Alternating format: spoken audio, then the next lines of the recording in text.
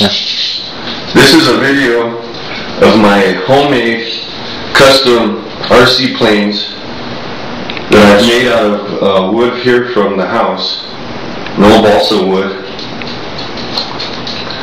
They all fly. They're foam core wings.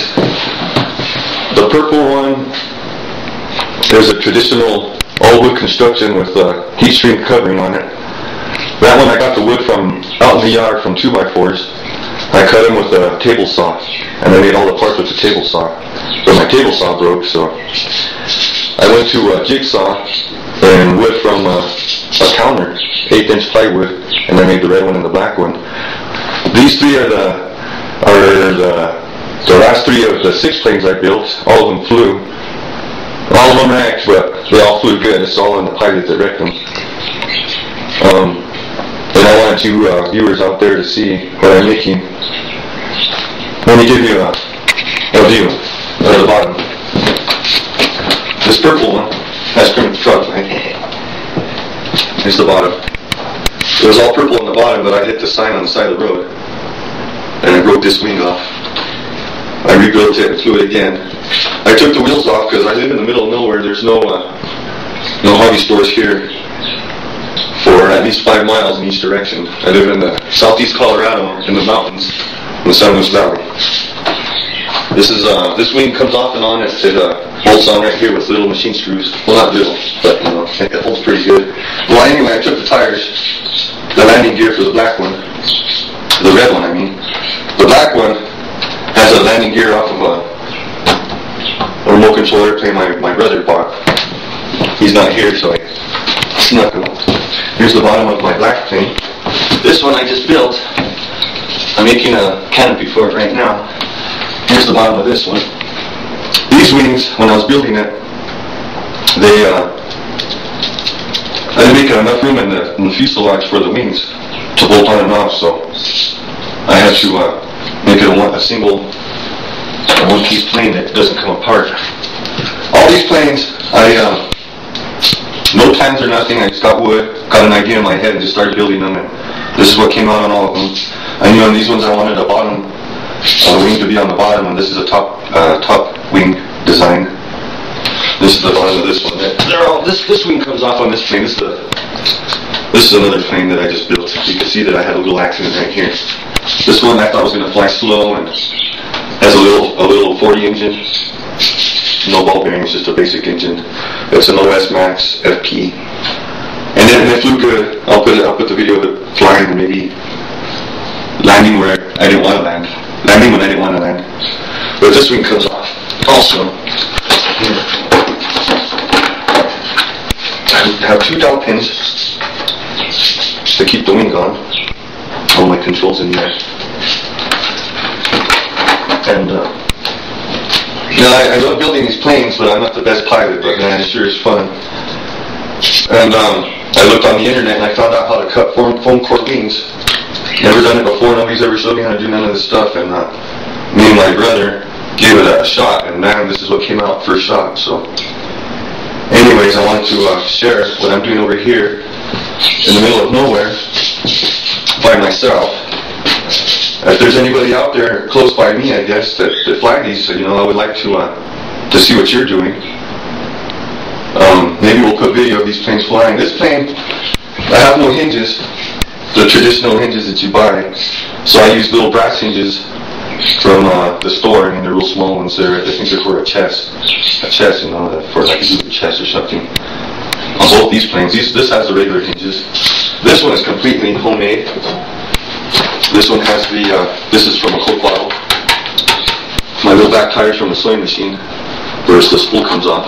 And the rubber part is the leather part from a strap from my daughter's purse that she wasn't paying attention to at the time when she was kind of young.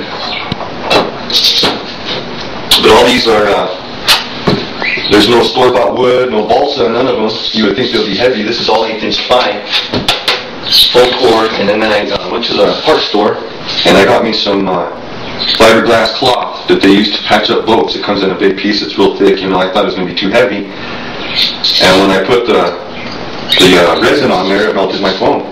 So I went back to thinking about it, and I just used a different kind of glue. And they're stronger than you wouldn't believe. I bounced off fences with the red one and never broke. You know, it kind of dented a little bit, but you know, it flew right after.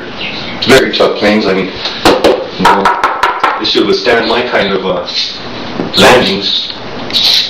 Well, anyways, I didn't have hinges, and I made my own kind of hinges, and I thought about it and made some hinges, and I flew this plane, and the hinges broke, and it flew a little weird, and I crashed it, broke the wing off, made another wing, put different hinges, and it flew great. This black one, this is my last one. I broke the canopy on that one, so now I'm trying to make another one. I looked up how to vacuum form the canopy.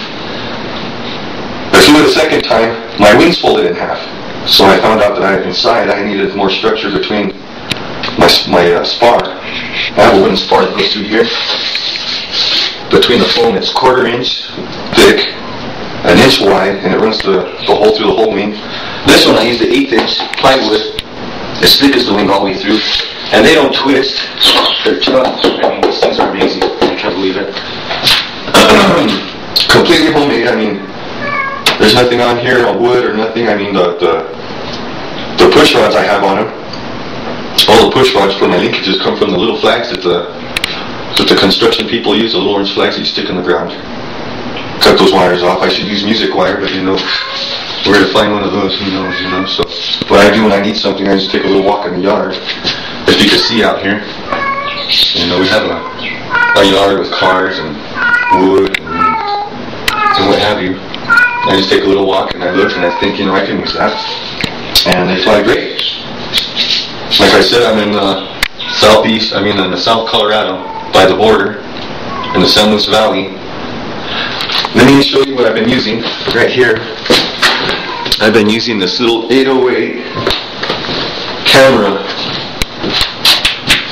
that we saw on the internet too, that you could take a video.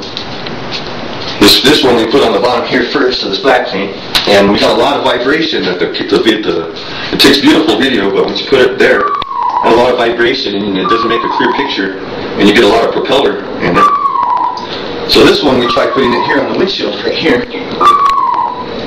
and the same thing happened, you know.